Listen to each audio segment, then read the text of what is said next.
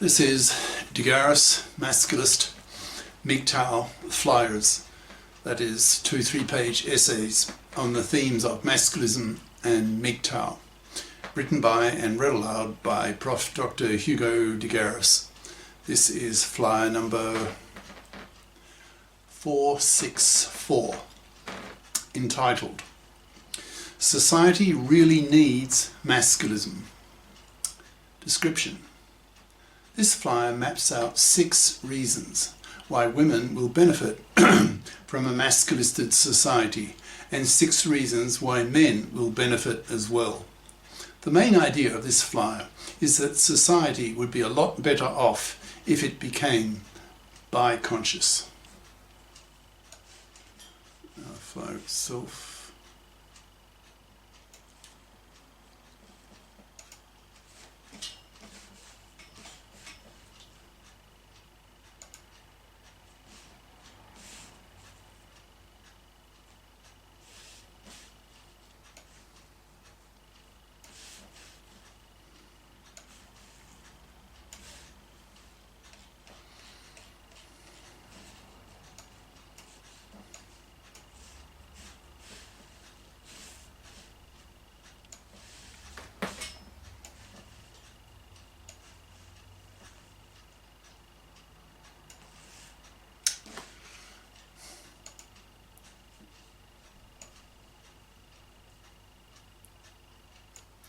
Society Really Needs Masculism by Prof. Dr. Hugo de Garis. Email profhugodegaris@yahoo.com. Website profhugodegaris.wordpress.com. The more I look at our planet's gender woes, the more convinced I become that society really needs masculism to liberate men from decades of man-slavery, from being forced to pay for a kid he doesn't want, also for decades of his life, that he will have the right to reject an unwanted pregnancy by having the paternity rejection right legislated, and not being financially crucified in the hated fluffy feminist dominated divorce court system that is ruining the lives of 1 father in 4, a major gender crime. Women too will benefit from the rise of masculism. Maybe not straight away, since masculism first needs to establish itself in society, and that will cause a lot of initial friction with the monoconscious feminists, as they are forced to concede to the masculists that gender oppression is a two-way street, that in fact women oppress men far worse than vice versa, with decades of man-slaving parasitism, by not fipping up in high school and college, expecting to be able to parasite off the money and labour of a man.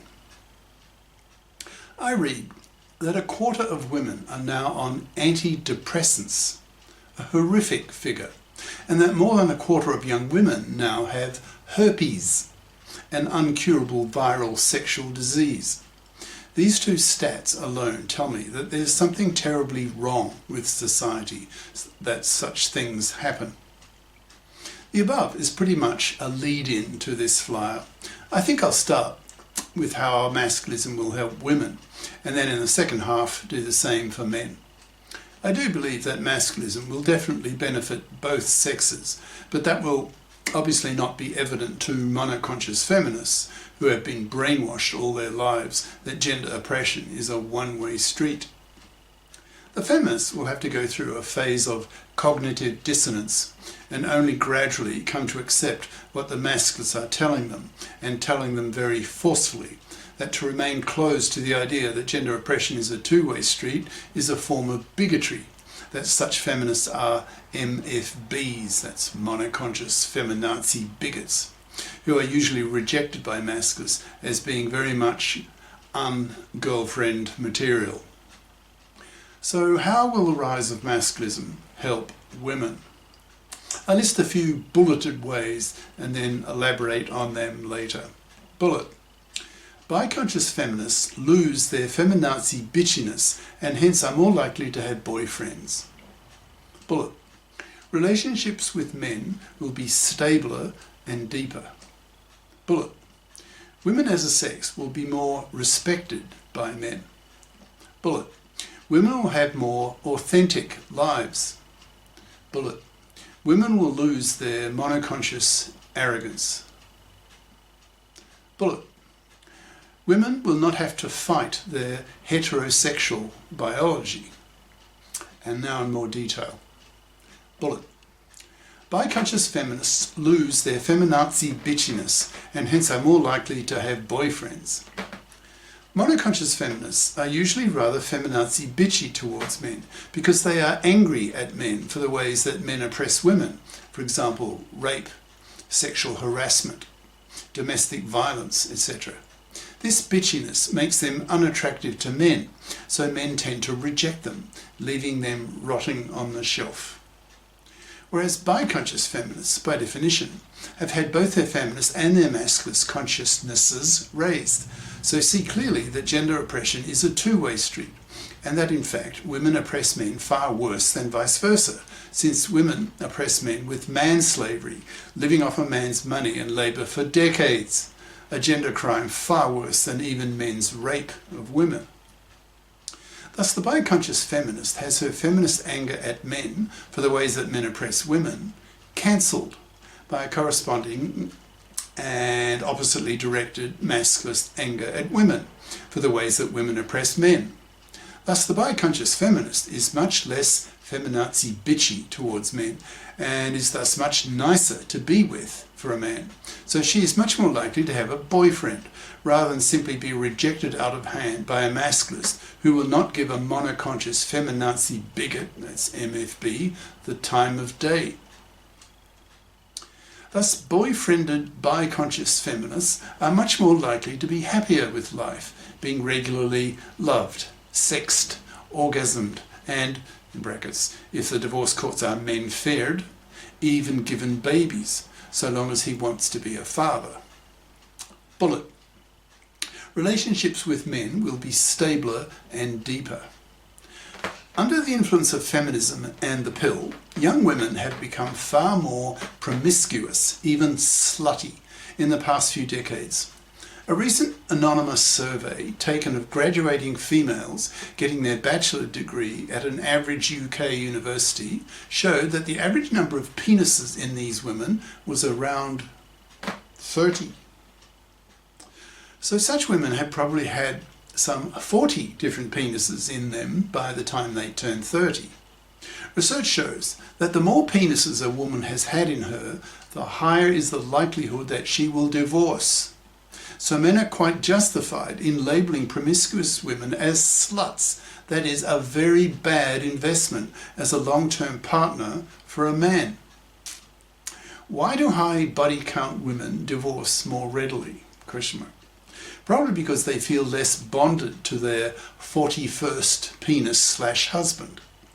Before the pill came, having sex for a woman was a much more significant event than for a man, since for a woman, if she gets pregnant, then she will have a 20-year commitment to the kid she grows in her womb. For a man, sex is over in minutes, so he thinks far less about it. If a woman has lots of sexual partners, then she desensitizes herself towards the man she sexes, feeling less and less emotionally bonded to each one as they come and go, literally. So, as masculists put pressure on women to have fewer sexual partners, these women will be more able to emotionally bond with their husbands and boyfriends, forming more stable and longer-lasting relationships. Divorce is always traumatic, so the fewer the divorces, the happier people should become. Bullet. Women as a sex will be more respected by men. As women fip up under severe moral pressure from the masculists and society as a whole, then women will be living much the same lifestyles as men, that is, as careerists. In brackets, except for the 6 years or so that women may be at home, looking after very small kids and benefiting from a motherhood wage from the government, close brackets. But since women have a career window of half a century, for most of her adult life, a woman is largely a careerist, similar to her husband/boyfriend. So the two of them lead almost identical lives, so understand each other better, are better able to empathise with each other's problems and triumphs. As millions of masculisted men see millions of masculisted women bother to FIP up by bothering to get career competent educations, then this will please masculisted men, brackets, which in time will be most men, the way that today most women have been influenced by feminist ideas, close brackets. So these masculisted men will have more respect for these FIPPed women who have made the effort to become career competent and not expect fluffy style to be able to manslave a man for decades by living off his money and labour. Bullet. Women will have more authentic lives. Once women have absorbed Masc's ideas, they will live more intellectually honest lives. They will have absorbed masculinist and MGTOW ideas on women's nature and be less delusionary about women's contributions to society, etc. Young women today tend to be princesses, thinking they are the pinnacle of creation, since they get so much sexual attention from many men, especially online, thanks to the internet. But once they have become biconscious, they will have learned about masculinist truths about women. For example, that women have 10% smaller brains, that women have won a pathetic 1% of science Nobel Prizes, etc. Masculinist ideas will shatter these women's delusions and force them to be more realistic. This can have a calming effect on women as they accept reality and live according to it, not dreaming in a fairyland of false expectations. Bullet. Women will lose their monoconscious arrogance. Young women today are often incredibly arrogant, behaving like privileged princesses. They benefit from two things simultaneously, namely feminism and the nubile years of their lifespan. Feminism teaches young women that men oppress women, that women are the morally superior sex, etc. This goes to young women's heads, so they feel superior to men and to older women. Their self-image is reinforced by the attention given to them by men, since these women in their 20s are at the peak of their sexual attractiveness to men, who shower them with attention and sexual invitations that these young women often take up if the guy who is inviting is a real sexual hunk of a man. But when a young woman is confronted by a masculist of the same age who puts powerful moral pressure on her to FIP up or be socially and sexually rejected, then that will prick her unconscious feminazi bubble and she'll be forced to face reality. Her masculisted male acquaintances will tell her that women are genetically inferior in many respects relative to men. For example, in intelligence, in IQ variance, with 10% smaller brains, only winning 1% of science Nobel Prizes, having 1/10 of the testosterone levels of men, so women achieve almost nothing, build almost nothing, create almost nothing, etc. Thus these young women will become more realistic and hence be seen as more attractive by men. So these women will have better relationships with such men and hence be happier. Bullet. Women will not have to fight their heterosexual biology. 99.5% of women are heterosexual, so are dependent on men for their sex. Monoconscious feminists have a hard time being both sexual with a man and at the same time not liking men in general, due to her feminist brainwashing that has taught her all her life that men are the oppressors of women, so should not be liked. How does a woman simultaneously not like a man whom she is cunting? The sexual drive is very powerful for obvious reasons, so misandrous feminists need to suppress their misandry while sexing with a man. The type of man she selects to sex with is a result of her biology, her evolution, that has made her prefer a man who is taller, bigger, stronger, fiercer than her, since in the distant past women sexually selected such men because such men were more able to protect her and her kids from other men, especially from warriors of enemy tribes. So such a misandrous, monoconscious feminist is fighting her own biology. Her biology wants a brute hunk of a man who makes her vagina wet. Yet her feminist ideology preaches to her that such a man is toxic, the enemy of the feminists. She is in a bind. However, when she learns about female nature from the masculists and becomes biconscious, she will have her gender political ideology brought more in line with her true sexuality, her deeply evolved sexual preference for a man who can protect her, a taller, stronger, bigger, fiercer brute of a man. This is the end of part 1.